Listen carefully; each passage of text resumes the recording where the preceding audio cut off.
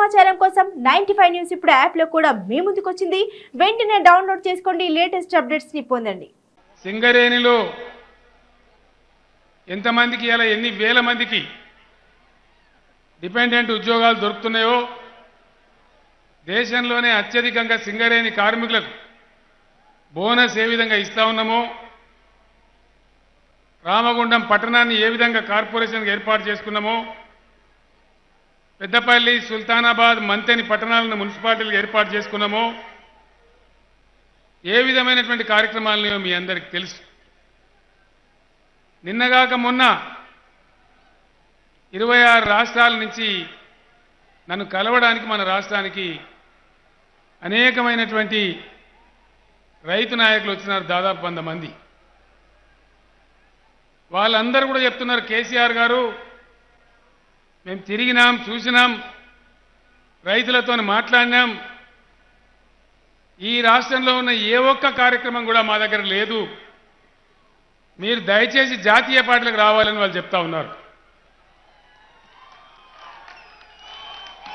పోదామా జాతీయ రాజకీయాలకు? ఇష్టమైనటువంటి స్కీమ్ వ్యాపారం ఇంకా చేస్తున్నావు. ఎంత అందా ఇది బంద్ చేయలేదు? ఊరేమన్నా బంద్ చేసి అనుకున్నాయా? అమ్మో, ఇది నాకు ఇష్టమైన స్కీమ్. ఇది వ్యాపారం. ఇది ముఖ్యమంత్రి కాకముందు తెలంగాణ ఉద్యమ అంటే తెలంగాణ రాష్ట్రం కూడా చర్చించినప్పుడు, ఆయన ఎమ్మెల్యేగా పోటీ అయినప్పుడు మానవ అక్రమ రవాణా అనేది నాకు ఇష్టమైన వ్యాపారం. అది ఇంకా 3 పువ్వులు 6 కాయలుగా ఇంకా విలసిల్తున్నది. అది అందుకే నెంబర్ 1 ర్యాంక్ వచ్చింది. అలా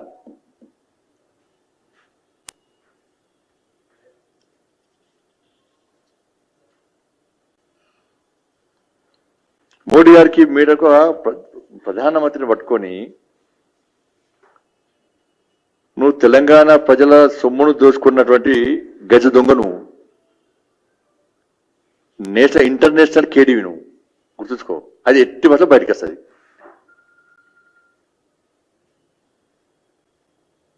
నువ్వు వాళ్ళను ఈ రాష్ట్రపోని ఆ రాష్ట్రపోని పిలిచి పైసలు ఇస్తే వాళ్ళని కూడా అబ్బా గిన్ని కోట్లు 1000 కోట్లు సంపాదించండి, అయితే ఈడీ దాడులు ఇవన్నీ కరెక్టే అంటే ఏమేం చేసి పైసలు ఎక్కడి చేసినాడు చర్చించుకుంటారు అందరూ. ఎందుకంటే మొన్న పోయినసారి ఎన్నికలప్పుడు పోయి బీహార్లో పోయి పైసలు తెచ్చిండు, తమిళనాడు పోయి పైసలు తెచ్చిండు, బెంగాల్ పోయి తెచ్చిండు, ఢిల్లీ పోయి తెచ్చిండు, పంజాబ్ పోయి తెచ్చిండు. ఇప్పుడు వాళ్ళందరూ అనుకుంటారు, ఆహా ఈ పైసలు గిన్ని 1000 కోట్ల రూపాయలు ఎక్కడ తెచ్చినట్టు గిన్ని దందాలు చేస్తుండా, లిక్కర్ దందా. ఇవాళ గ్రామాలలో చీప్ లిక్కర్ తాగి ప్రజల ఆరోగ్యాలు ఖరాబ్ అవుతున్నాయి. నువ్వు గుజరాత్ గురించి మాట్లాడేటువంటి మురుకుని. నువ్వు గ్రామాలలో బెల్ట్ షాపుల వల్ల ప్రజలు మొత్తం ఆరోగ్యాలు ఖరాబ్ అవుతున్నాయి. వాళ్ళు ఊరికి 50 బెల్ట్ షాపులు ఇచ్చినాను. బెల్ట్ షాపులలో మాత్రం డ్రగ్ అండ్ టెస్ట్ పెట్టవు. గౌడ్స్ పోతే చెప్తున్నారు, సార్ మేము కళ్ళు తీసుకొని మేము మా కులవృత్తిని మేము చేసుకుంటుంటే మా కళ్ళు డిపోల దగ్గర కూడా తాడి చెట్ల దగ్గర ఈత చెట్ల దగ్గర డ్రంక్ అండ్ టెస్ట్ చేస్తుంది సార్, ఆ పక్క వంట వాయిస్ నడవాలని చెప్పి మమ్మల్ని ఆపుతుంది సార్. నడుతున్నట అని చెప్పినట, లేదు కళ్ళు తాగితే ఆరోగ్యం ఖరాబ్ అవుతుందట.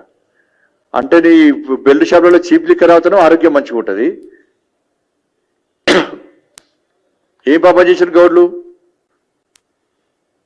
బెల్ట్ షాప్ ద్వారా ముఖ్యమంత్రి కుటుంబానికి వైన్స్ల ద్వారా ఇదే లిక్కర్ స్కామ్ లో కమిషన్ వస్తుంది.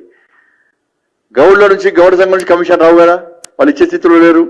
వాళ్ళు ఏదో కుటుంబ పోషణ కోసం కులవృత్తిని వదిలిపెట్టలేక వాళ్ళు చేసుకుంటున్నారు.